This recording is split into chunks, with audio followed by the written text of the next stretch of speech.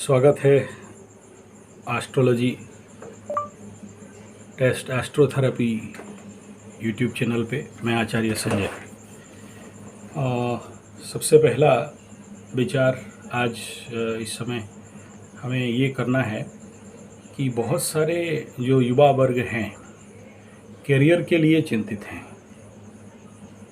और करियर सबके लिए एक प्रमुख जीवन का भूमिका है, इसमें कोई दो राय नहीं है।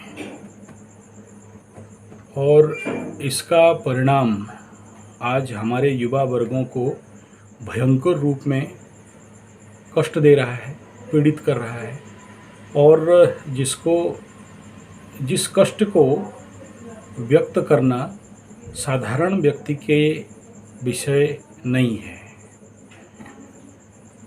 आज कुछ ऐसे व्यक्तियों, ऐसे युवाओं से मिलने का मौका मिला जिनका दुख को मुझे समझने का मौका मिला।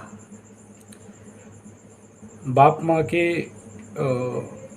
बहुत सारे पैसा खर्चा करके वे लोग राउरकेला जैसे नगर में आए हैं एक नौकरी का ढूंढने के लिए, एक नौकरी पाने के लिए।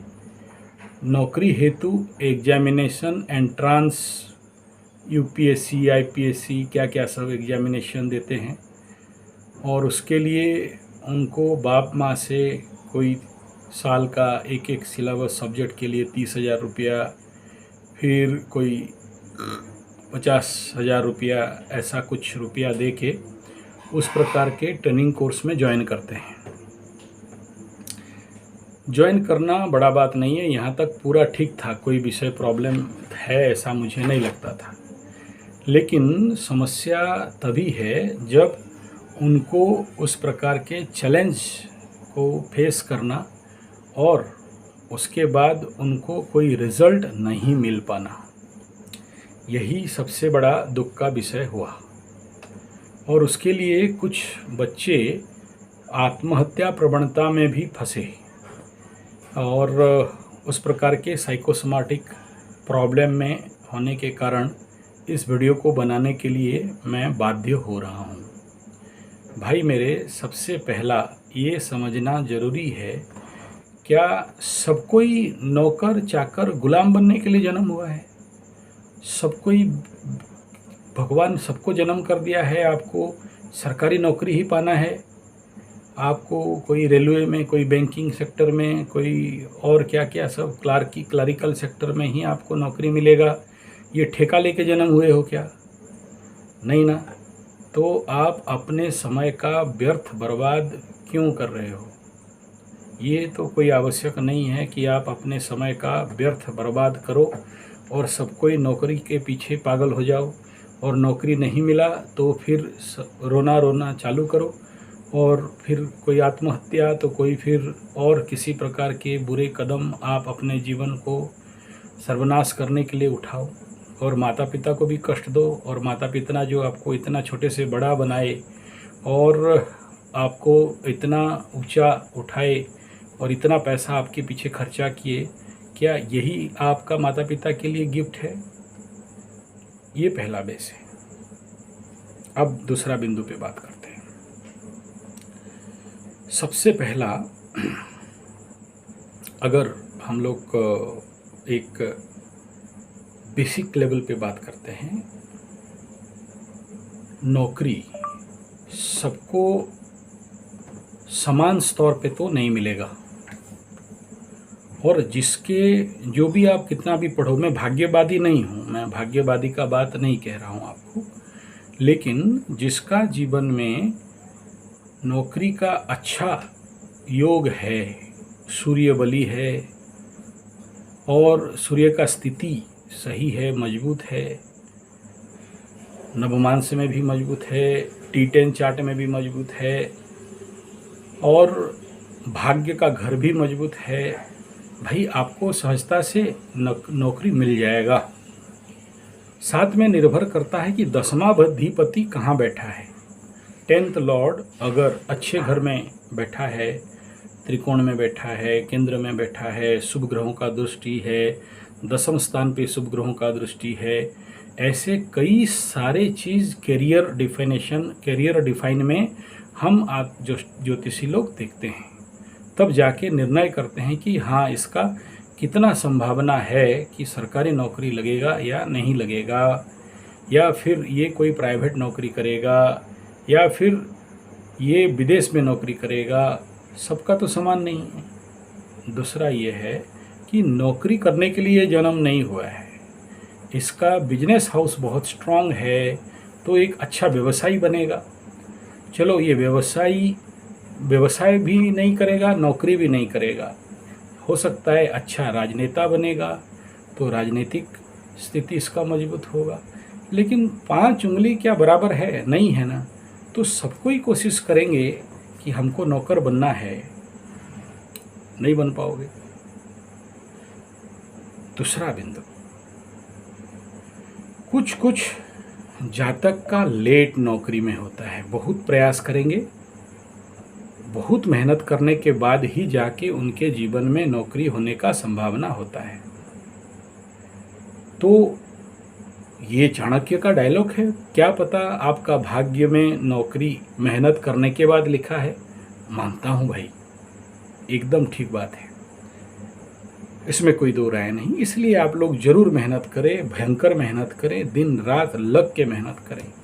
लेकिन जानते हो, जो मेहनत का जो डिग्री अगर मेजरमेंट किया जाए तो आदमी पागल हो जाएगा। सोचो, जो आदमी जिंदगी भर स्कूल एंड कॉलेज में जितना किताब नहीं पढ़ डाला है, 1 साल के अंदर ये जो 30,000 50,000 रुपया दे के एंट्रेंस वाले और ये नौकरी वाले जो पढ़ाई करते हैं, 1 साल के अंदर 45 किताबों को रटाते, ये मोटे मोटे किताब, और उनका स्पेशल कोचिंग, स्पेशल क्लासेस होता है, और इनको वो फिर जाके वो एंट्रेंस वगैरह जो भी देना है वो लोग देते हैं। कितना भयंकर मेहनत करते हैं। करिए, कोई बात नहीं, हमें उसमें कोई दो राय नहीं है। लेकिन हमारा कहने का तात्पर्य ये है कि एक बार अपना कुंडली तो चेक करवा लो, एक बार अपना हस्तरेखा तो चेक करवा लो, अपना कपाल रेखा तो चेक करवा लो। क्या कह रहा है आपका फेट, क्या कह रहा है आपका भाग्य, क्या कह रहा है आपका किस्मत, क्या कह रहा है आपकी ऊर्जाएं। क्या आप नौकरी के लिए बने हो? क्या आप व्यवसाय के लिए बने हो? क्या आप एक राजनीतिक स्थिति के लिए बने हो? क्या आप किसी और के लिए बने हो सकता है। बहुत सारे ऐसे करियर्स हैं, एग्रीकल्चर सेक्टर है, फोटोग्राफी सेक्टर है, यूट्यूब सेक्टर्स है, ग्राफिक्स, बहुत बहुत कितना कहें हम, इसका कोई कमी तो नहीं है। लेकिन सबको ही मरोगे सर ठोक के कि हमको नौकरी ही करना है और सरकारी नौकरी ही करना है, ये कहाँ से संभव है। इस वीडियो को मैं आप सब उस युवाओं के लिए समर्पित कर रहा हूँ। प्लीज़ आप ज़रूर नौकरी के लिए कोशिश करें, लेकिन उससे पहले एक बार कुंडली विश्लेषण कर लो। क्यों? किस क्षेत्र में आपका नौकरी होगा। दसम में शुक्र बैठा है, अलग क्षेत्र में होगा। शनि बैठा है, अलग क्षेत्र में होगा। बुध बैठा है, अलग क्षेत्र में होगा। सूर्य बैठा है, अलग क्षेत्र में होगा। तो हर एक चीज़ का अलग अलग विजुअलाइजेशन मोमेंट होता है नौकरी के क्षेत्र में। तो सबको एक समान, एक बराबर नौकरी मिल जाएगा, ऐसा कहीं भी नहीं है। प्लीज़, ये पहला बात। दूसरा कि किस दिशा में जाओगे, दिशा क्या है, कौन सा दिशा में जाओगे तो आपका मनचाहे नौकरी मिलेगा या वहाँ बाधा नहीं मिलेंगे। तीसरा कि किस प्रकार के संगठन, इंस्टीट्यूशन से पढ़ाई करोगे तो आपका अच्छा नौकरी मिलेगा या नौकरी नहीं मिलेगा, या आपको व्यवसाय करना है या आपका भाग्य खुलना है। तो ये सारे मर्म बिंदु हैं जिनको अध्ययन करना अत्यंत आवश्यक है, ताकि आप अपने ऊर्जाओं को बर्बाद ना करें, डिस्ट्रॉय नहीं करें। टाइम, स्पेस, एनर्जी तीनों को बर्बाद ना करें, ताकि क्योंकि ये दोबारा नहीं मिलता है। और ऐसे में अगर आप अपने समय का व्यर्थ करोगे, धन का व्यर्थ करोगे, ऊर्जाओं का व्यर्थ करोगे, परिणाम सबको गलत भुगतना पड़ेगा। तो ये मेरा प्रमुख था बात कि आप अपने समय, टाइम, स्पेस, एनर्जी को बर्बाद ना करें और समय रहते संभल जाएं, ताकि आपको अच्छे मार्ग पे आपको समझ में आ गया कि आप इसलिए जन्म हुए हो और इस मार्ग पे कोशिश करो, हो सकता है उस मार्ग में निकल जाए। तीसरा बिंदु, आपको मायूस नहीं होना है कि आप जो कोशिश कर रहे हो, अगर एक नौकरी नहीं मिला, 1000 और भी हैं। जैसे वो कहानी है ना कि एक कुम्हार के घर में मिट्टी के घड़े बेकार पड़े थे और सब मिट्टी के घड़े बोले यार हमारा ज़िंदगी तो बेकार हो गया, कोई काम का नहीं है। भाई फिर कुछ दिन के बाद धूप का दिन आया तो सारे मिट्टी के घड़े के दाम बहुत दाम में बिक्री हो गए, सबका उसका कीमत सबको पता चला। ठीक खेल ऐसा है, आज आपका कीमत नहीं है, काल बढ़ेगा। पांचवा बात यह है कि जिस समय आप नौकरी के लिए प्रयास करने के लिए निकले हो, ये समय कहीं आपका 7:30 का तो समय नहीं है कि बहुत मेहनत करोगे और रिजल्ट नहीं मिलेगा। चौथा बात यह है कि कहीं आपको नौकरी का तो योग है, लेकिन कोई बाधक ग्रह आपको बाधा दे रहा है, जिसके लिए आपके समकक्ष सबको मिल रहा है, आपको नहीं मिल रहा है। तो इन सब का निर्धारण कर लोगे तो आपका जीवन बहुत हल्का और सहज हो जाएगा और आपको बिना फालतू का एफर्ट करना नहीं पड़ेगा। ऐसा ही एक मेरा दोस्त था, वो 14 साल मेहनत किया और 14 साल में ये किसी सेंटर का एक इंस्ट्रक्टर बन गया। उसका छात्रों को नौकरी मिल गया, उसको 14 साल तक नौकरी नहीं मिला। 14 साल के बाद नौकरी मिला तो वो ज़िंदगी में नौकरी कितना साल करेगा, और जिद्दी था, पा भी लिया। तो 14 साल जो एंट्रेंस प्रिपरेशन में अपना समय दिया, 14 साल जो STSC था, नाम भी ले लेना चाहूँगा, गुजिया राम बोल के मेरा दोस्त है। तो 14 साल का टाइम पीरियड, जितना टाइम पीरियड वो नौकरी को प्राप्त करने में, इंटरव्यू देने में, एंट्रेंस देने में समय को गुजारा, उतना समय टाइम जोन और प्लस जो रेसिडुअल टाइम बाकी जो बच गया जो टाइम पीरियड, उतने में कितना दिन नौकरी करेगा रेलवे पाने के बावजूद भी। तो प्लीज़ आप पहले ये जान लो कि कौन सा टाइम जोन पे चल रहे हो, बाधक टाइम में जोन रहे हो, आपको इतना जल्दी तो नहीं लगने वाला। उसके दूसरा विषय यह है कि चलो नौकरी लगने वाला है, लेकिन सरकारी कोई बाधा आ गया तो नहीं लगा, तो इसमें तो आपके हाथ में तो कुछ नहीं था। आप तो कोशिश किए लेकिन नहीं हुआ। माने यहाँ ऐसा एक स्थिति है कि नौकरी का घर से अगला तीसरा घर में कोई ग्रह बैठा हुआ है तो उस ग्रह का बाधक ग्रह बनता है। शादी में भी ऐसा ही है, शादी के घर से अगला तीसरा हाउस में जो प्लैनेट बैठा हुआ है, कहीं ना कहीं वहाँ से बाधक सृष्टि होता है। यानी होते होते रुक जाना, नहीं मिलना, डिले होना। एक साथ आप सबसे ज़्यादा क्वालिफाइड हो, आपका सबसे ज़्यादा ज्ञान है, नॉलेज है, सब कुछ आपके पास है, आपका जूनियर का हो गया, आपसे कम रेंज का लड़का का हो गया, आपका नहीं हो पा रहा है। फिर देखो ना, उस बाधक ग्रह को शांति करा के देख लो। वो जो 14 साल का लड़का था, उसको मैंने कुछ ऐसा पूजा पाठ कराया और कुछ ऐसा रेमेडीज़ दिया, उसका हो गया। ऐसे मेरे जीवन में बहुत सारे लड़के आए हैं, क्योंकि मेरे पास ऐसे हॉस्टल है राउरकेला में, जहाँ बाहर के लड़के लोग आके यहाँ मेरे पास मेरे हॉस्टल में रह के पढ़ाई करते हैं और नौकरी पाते हैं। तो इसलिए मेरे पास इनका बहुत एक्सपीरियंस है, ऐसे जिन बच्चों का। और मेरे पास मैं ऐसे शेड्यूल लिस्ट दे सकता हूँ जो बच्चे, मेरे कृपा से नहीं कह रहा हूँ, एस्ट्रोलॉजी के कृपा से, हस्तरेखा के कृपा से, कपाल रेखा के कृपा से, और कुछ ऐसे पूजा पाठ उनका कराया गया, बाधक ग्रहों का ग्रह शांति कराया गया, कुछ रुद्राभिषेक कराया गया, कुछ चंडी पाठ कराया गया, जिसका परिणाम उनका नौकरी बहुत सारे बाधा विघ्न के बावजूद भी अच्छा जगह में हो गया। आज तो मैं गर्व के साथ कहूँगा कि मेरा स्टूडेंट कोई क्राइम ब्रांच में है, तो कोई सुपरिटेंडेंट है, तो कोई बैंक मैनेजर हायर रैंक का है, कोई दिल्ली में काम कर रहा है, सेंट्रल लेवल पे काम कर रहा है।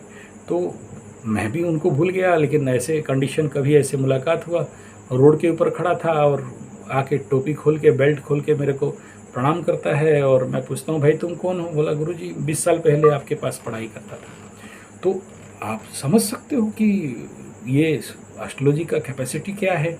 और आप अपने समय, पैसा ऊर्जाओं का बर्बाद ना करें और अपना कुंडली विश्लेषण करा लें। एक बार क्या नुकसान होता है, 500-1000 रुपये का खेल है, उससे ज़्यादा तो कोई खेल नहीं है। और ऐसे मैं ही करता हूँ ऐसा नहीं, बहुत सारे एस्ट्रोलॉजर करते हैं, किसी के पास भी करा लीजिए। ऐसा थोड़ी ज़रूरी है कि आप मेरे ही पास आके सर ठोको, एकदम नहीं। लेकिन मेरा ये वीडियो का पीछे मकसद है, आप मेरे को कुंडली विश्लेषण करा लो और पैसा वैसा दे दो और मैं आपको बता दूं, ऐसा नहीं है। भरे पड़े हैं बहुत सारे, सब एस्ट्रोलॉजर जानते हैं। जो थोड़ा बहुत भी जानता है वो D10 चार्ट और दसमाधिपति और दसम बैठा हुआ प्लैनेट्स इतना ही निर्धारण कर दे तो भी वो काफ़ी है। तो आप लोग, अगर कोई नहीं करता, आप थोड़ा सा भी हमसे, हमारे पास एस्ट्रोलॉजी सीख लोगे, मेरा पूरा वीडियो एनालिसिस स्टडी कर लोगे तो भी सीख लोगे। और इसके ऊपर ज़्यादा वीडियो चाहिए तो आप बोलेंगे तो मैं बना के दूंगा भी, कि चलो एकदम टू दी पॉइंट आपको पता चल जाए। कोई इसमें बहुत बड़ा विज्ञान नहीं छुपा हुआ है, आप अपने एनर्जी को समझो, आप अपने को समझो, इतना ही खेल है। और दूसरा, वीडियो अच्छा लगे तो लाइक शेयर कमेंट सब्सक्राइब जरूर कर दीजिए। और कुंडली विश्लेषण हेतु संपर्क कर सकते हैं 9437580589 या फिर 9938727418। इसमें आप हमें संपर्क कर सकते हैं, या फिर मेल ID sanjayze75@gmail.com, या फिर यूट्यूब डिटेल्स जानने के लिए संजय G75, ये सारे मेरे चैनल्स कॉन्टैक्ट मिल जाएंगे। और साथ में संपर्क हेतु व्हाट्सएप करेंगे, पहले डायरेक्ट कॉल नहीं करेंगे, बहुत सारे लोगों का कॉल नहीं उठा पाऊँगा, फिर आप बुरा सोचोगे। तो संपर्क नंबर 9437580589 या फिर 9938727418। यहाँ ऊपर में लिख दिया गया है दोनों नंबर, आप लोग का इसके ऊपर मेरे से संपर्क कर सकते हैं। और आप प्लीज़ डोंट वरी, ईश्वर सबके लिए है, सबको मिलेगा। अपने अपने जो लिखवा के लाए हो वो मिलेगा। और बाकी कर्म तो करो, मैं इसमें मना नहीं करूँगा, पढ़ाई करो, इसमें मना नहीं करूँगा। जहाँ कर्म से भाग्य बदलते, श्रमनिष्ठा कल्याणी है, त्याग और तप की गाथाएँ गाती कवि की वाणी है। जरूर श्रम करें, मेहनत करें। और चाणक्य का वो डायलॉग मैं कभी नहीं भूलता कि क्या पता श्रम से मिल जाए, तो श्रम तो जरूर करना चाहिए, इसमें कोई दो राय नहीं है। और कर्म के आगे तो भगवान भी फेल हैं, फिर क्या कहना। हाँ, ये कह सकता हूँ, कभी कभार आपको कुछ पेंडिंग कर्मास बाकी रहते हैं, उन पेंडिंग कर्म को नहीं करने से आपको जीवन पे नौकरी नहीं मिलेगा। शादी में भी ऐसा ही होता है, पेंडिंग कर्म नहीं करोगे तो आपका शादी नहीं हो पाएगा। तो वो पेंडिंग कर्म क्या है उसको डिफाइन करना पड़ता है। यही एस्ट्रोलॉजर का काम है कि ये काम तुम कर दोगे, दिस इज कॉल्ड रेमेडी। ये काम कर दोगे जो तुम्हारा बात चार्ट में है, तुम ये कारण कर्म किए थे, तुम्हारे ये पाप कर्म हुआ था, जिसका परिणाम, जिसका दंड स्वरूप तुम्हें तुम्हारा जीवन पे नौकरी नहीं मिल रहा है, तुम्हारे जीवन पे लड़की नहीं मिल रहा है, तुम्हारे जीवन पे संतान नहीं मिल रहे हैं, जो कुछ भी ऐसा ही है और ज़्यादा कुछ नहीं। धन्यवाद, नमस्कार।